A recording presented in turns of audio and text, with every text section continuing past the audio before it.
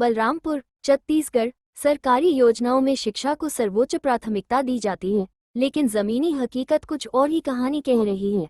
बलरामपुर विकासखंड के कपोत गांव का सरकारी प्राथमिक स्कूल पिछले 2 वर्षों से जर्जर हालत में है। हालत इतनी खराब है कि भवन पूरी तरह अनुपयोगी हो चुका है। मजबूरी में अब बच्चों की पढ़ाई गांव के सामुदायिक भवन के एक छोटे से कमरे में हो रही है। इस कमरे में कुल 53 बच्चों को एक साथ बैठाकर पढ़ाना शिक्षकों के लिए चुनौती बना हुआ है। शिक्षक बताते हैं कि इस वक्त कक्षा 1 से 4 तक की परीक्षाएं चल रही हैं, लेकिन जगह की कमी के कारण सभी कक्षाओं की परीक्षाएं एक साथ नहीं ली जा सकती। अलग अलग समय तय कर परीक्षाएं करानी पड़ रही हैं। गांव में स्कूल भवन नहीं होने के सवाल पर जिला पंचायत उपाध्यक्ष धीरज सिंह देव ने कहा कि जल्द ही नए भवन के लिए पहल की जाएगी।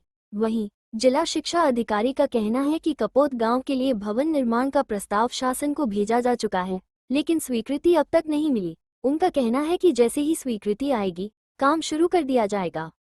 नेताजी का वादा कब तक होगा पूरा? वही गांव में स्कूल भवन नहीं होने के सवाल पर जिला पंचायत उपाध्यक्ष धीरज सिंह देव ने कहा कि जल्द ही नए भवन के लिए पहल की जाएगी।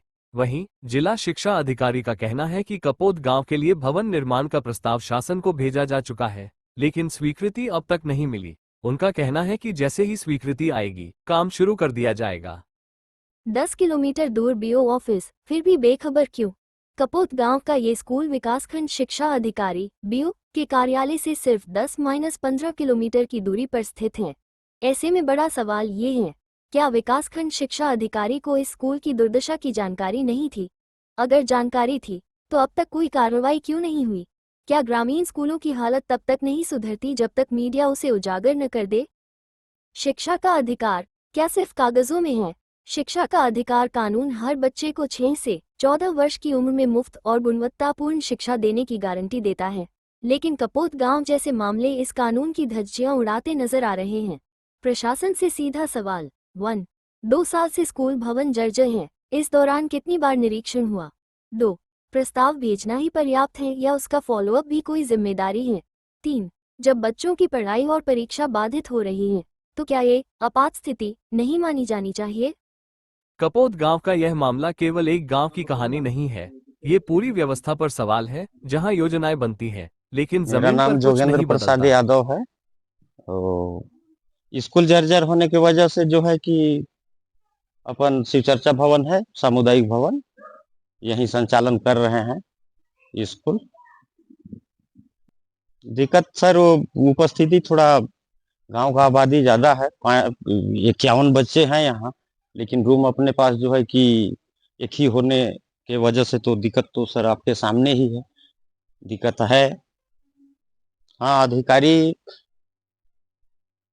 पहल किए, आए, देखे भी, और वो भी जो है कि बोले कि दिक्कत यहाँ है।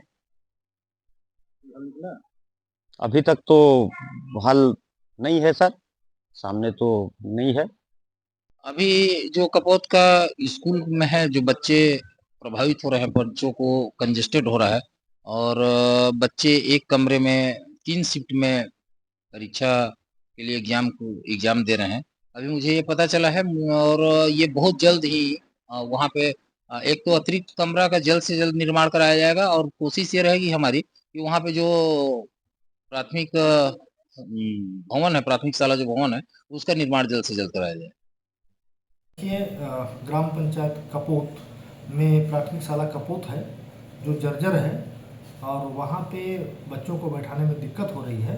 बगल में एक सामुदायिक भवन है और एक अतिरिक्त कक्ष है प्राइवेट, वहाँ पे बच्चों को बैठाया जा रहा है और स्कूल संचालित हो रहा है। नवीन भवन की स्वीकृति के लिए प्रस्ताव भेजा गया है, जैसे ही भवन की स्वीकृति आ जाएगी, नवीन भवन बनाया जाएगा।